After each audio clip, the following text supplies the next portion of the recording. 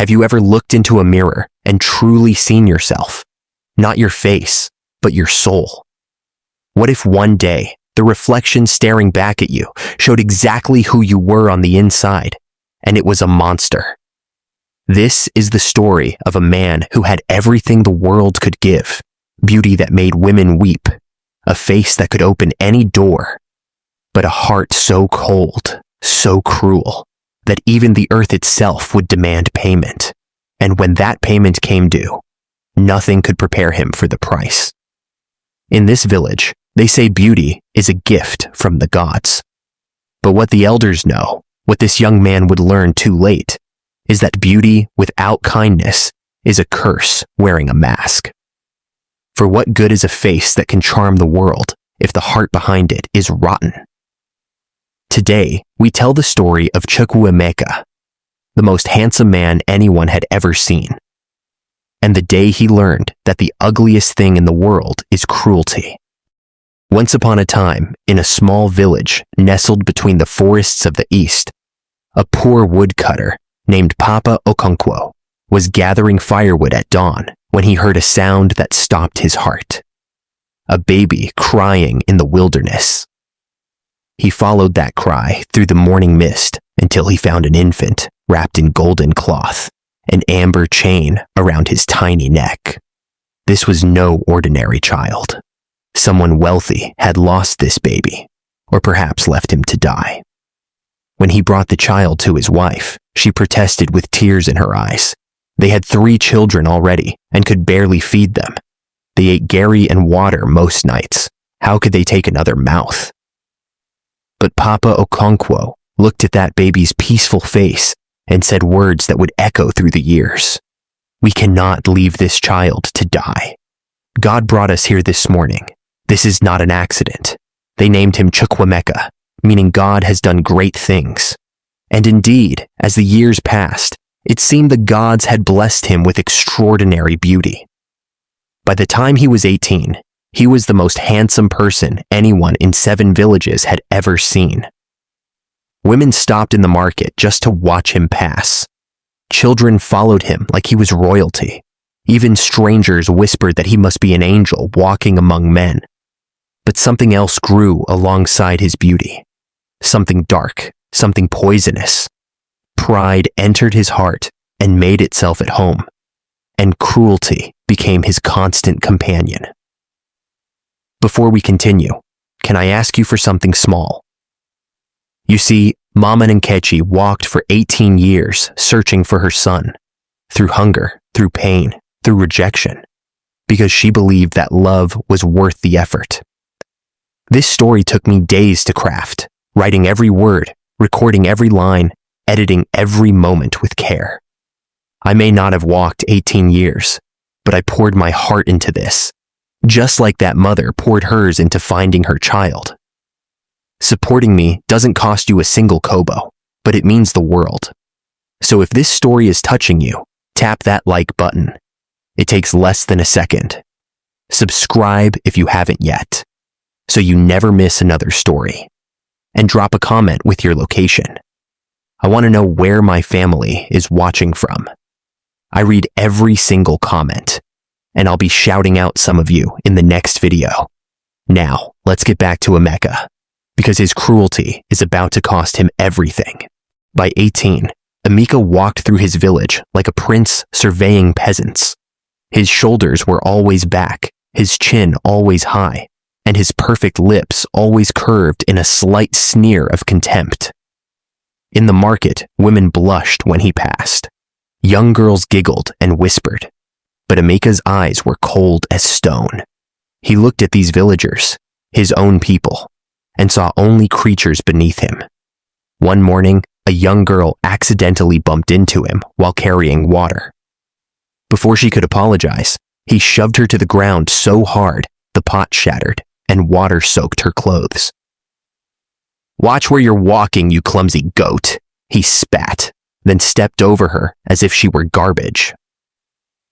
An old blind man once asked him for directions to the well, and Emeka deliberately pointed him toward the forest, laughing as the poor soul stumbled away in the wrong direction. when a small boy tried to offer him groundnuts for free, starstruck by his beauty. Emeka slapped the food from his hands and sneered that he didn't eat what rats would reject. The village priest, a wise elder with knowing eyes, summoned him to the shrine one evening. He spoke in proverbs at first, asking if Emeka understood that the fly who does not listen to advice follows the corpse into the grave. But Emeka had no patience for riddles. He demanded plain speech. So the priest gave it to him.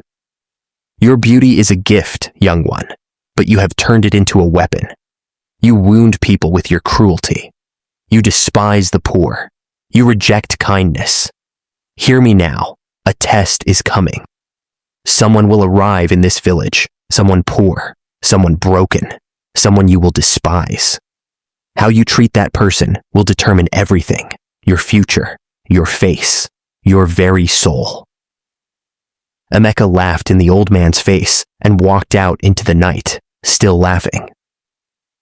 The very next morning, a woman stumbled into the village. She was old, or looked old. Her hair matted and gray, her clothes torn, rags barely covering her withered body. Her feet were bare, cracked, bleeding from years of walking roads that never seemed to end. She carried nothing but a small cloth bundle and eyes that never stopped searching.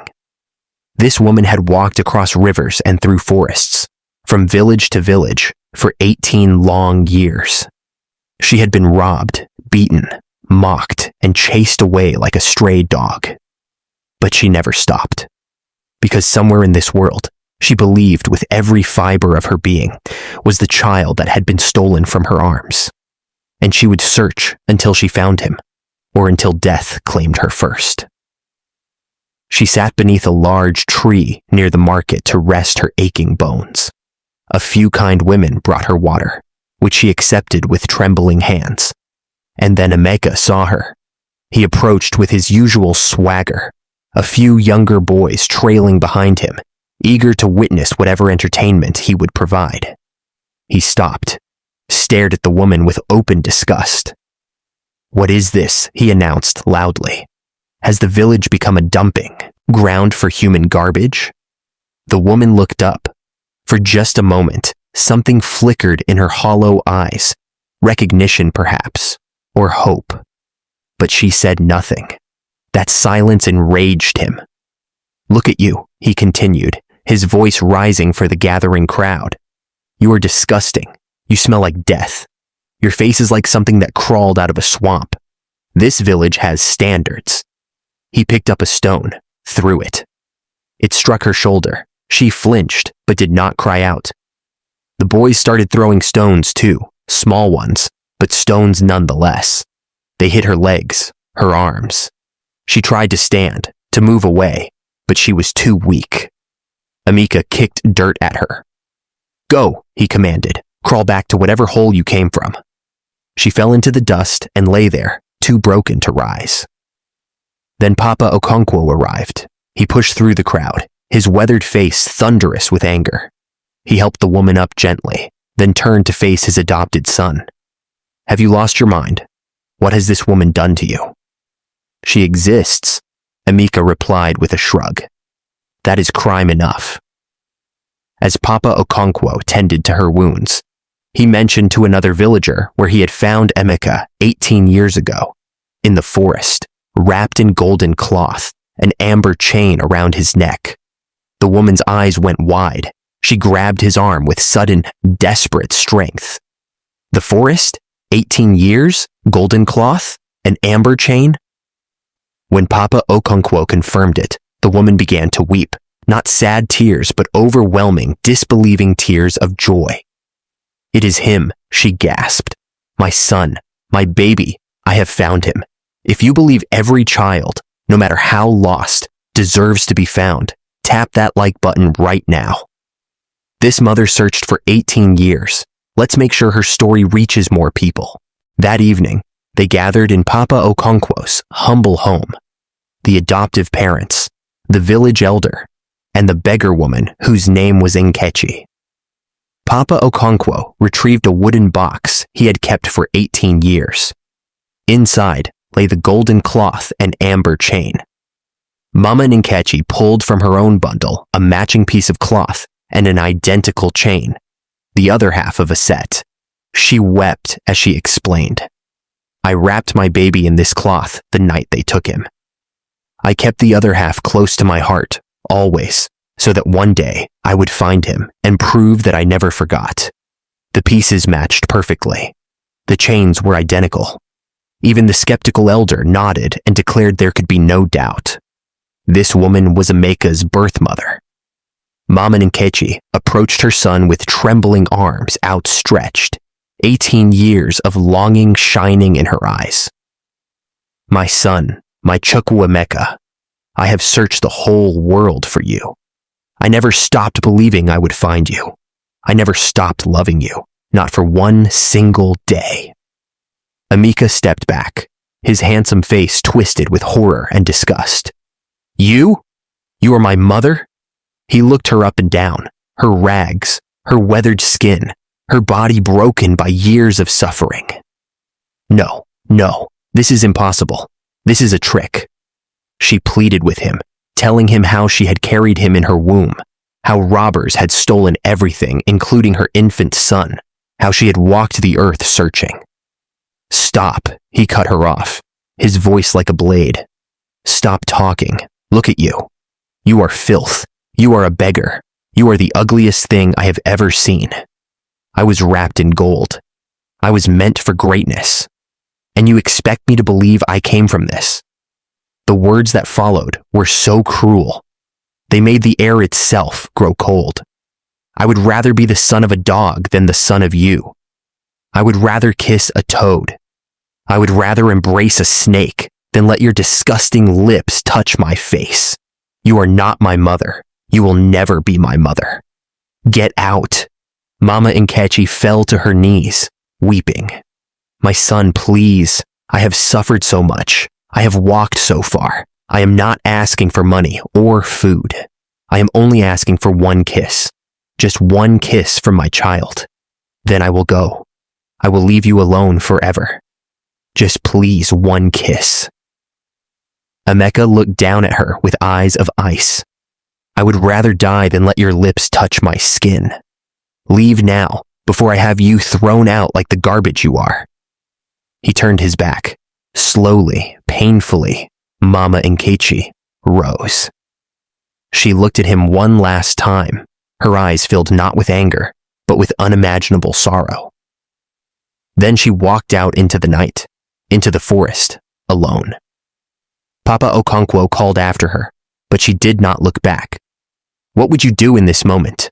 Would you have embraced her or pushed her away?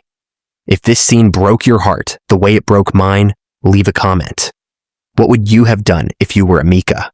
Let me know below. The next morning, Emeka woke and went to the water basin to wash his face, his daily ritual of admiring his perfect reflection. He leaned over the water, looked down, and screamed. His beautiful face was gone. In its place was something horrifying. His skin had turned rough and scaled, greenish like a toad's. His features were distorted and grotesque. His elegant lips were wide and misshapen. He looked like a creature from a nightmare. He ran through the house, terrifying everyone. Even Papa Okonkwo stepped back in shock. Emeka fled to the village, seeking his friends, but they screamed monster and threw stones at him, the same way he had thrown stones at the beggar. Everywhere he turned, people fled or attacked. Children cried and hid. Women screamed. Men grabbed sticks to chase him away. Even the dogs bit at him. He was driven from the village like a wild beast. Standing alone on the road, bleeding from thrown stones, Emeka fell to his knees. He remembered his own words. "I would rather kiss a toad." He looked at his reflection in a puddle and saw that he had become exactly that, a toad-like creature. "This is punishment," he whispered. "This is what I deserve." He knew what he had to do. He had to find his mother. He had to beg her forgiveness. And so began the longest journey of Chukwuemeka's life. Not a journey of miles, though he would walk thousands, but a journey from pride to humility, from cruelty to kindness, from a beautiful monster to something that might one day deserve to be human again. He became the very thing he despised. If you believe in the power of consequences, that what we put into the world comes back to us, tap that subscribe button and stay with me. His journey is just beginning. For 3 long years, Emeka wandered from village to village, experiencing everything he had once inflicted on others. People threw stones at him, children mocked him and called him monster. He was denied food, shelter, kindness. He became the very beggar he had despised. He asked the animals of the forest for help, remembering old tales that creatures sometimes aided those in need. But the mole said, "You poured hot water into my tunnel and blinded my children for sport. How can I see to help you?" The bird with a crooked wing said, "You broke my wing with your stones when I was a fledgling. How can I fly to find her?" The squirrel said, "You killed my family for fun. Why should I help you find yours?" Every creature reminded him of his cruelty. He was utterly alone. But suffering has a strange power. It can destroy a man, or it can remake him. Slowly, through countless hungry nights, something began to change inside Emeka.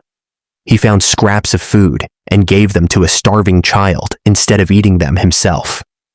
He guided a lost blind man safely home, hiding in shadows so no one would see his monstrous face. He found a beaten dog left to die and nursed it back to health. He named the dog Ndo, meaning sorry. 3 years of suffering taught him what 18 years of beauty never could. That kindness is the only beauty that matters. 3 years. 3 years of suffering. 3 years of searching. But he never gave up. If you believe in second chances, if you believe even the cruelest heart can change, show some love. Tap that like button and let's see how this ends. One day, someone finally answered his question. Yes, there is a woman like that. She sits by the crossroads outside the next village. She has been there for weeks, asking everyone about her lost son. Emeka ran. He found her beneath a large tree, older now, frailer, but still there. Still waiting, still hoping. He fell to his knees before her in the dirt, face down, sobbing uncontrollably. "Mother, it is me. It is Chukwuemeka. I am the one who rejected you. I called you filth, but I was the filth. I said I would rather kiss a toad, and I became one. I rejected you in my pride. Please accept me in my shame. I am not worthy to be called your son, but please, mother, forgive me." He washed her feet with his tears and kissed the ground where she sat. For a long moment, Mama Nkechi said nothing. Then, slowly, she placed her hand on his monstrous head. "My son, I waited for you. For 3 years, I sat at this crossroad because I knew that one day you would find your way back to me." A mother's love does not depend on how her child treats her. You called me filth, but I am your mother, and I have always loved you. Rise, my son. As her hand touched him, light spread across his body. His scales fell away. His features shifted and healed. When the transformation was complete, his face was restored, but different. His eyes had changed. Where once there was coldness and cruelty, now there was warmth, kindness, and humility. "Do you see now, my son?" his mother said softly. "Your face has been restored, but that is not the miracle. The miracle is what happened inside you." They embraced, weeping together, as the sun painted everything in gold. Emeka returned to his village a changed man. He knelt before his adoptive parents and honored them. He built his birth mother a home and ensured she never wanted for anything. He found every person he had ever wronged and apologized. He tended to the animals, helped the poor, protected the weak. Years later, he became a man respected not for his beauty, but for his kindness. He spent his days teaching children the lesson he had learned the hardest way. That the face you show the world means nothing if your heart is ugly. That even the ugliest sin can be forgiven by a mother's love if you humble yourself to receive it. And somewhere in that village, a mother who had walked for 18 years finally rested, surrounded by the love she had never stopped believing in.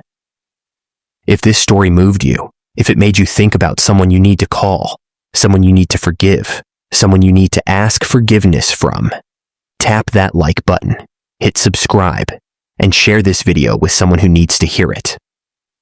Where are you watching from today? Leave your thoughts in the comments. Until next time, may your heart always be more beautiful than your face. I'll see you in the next story.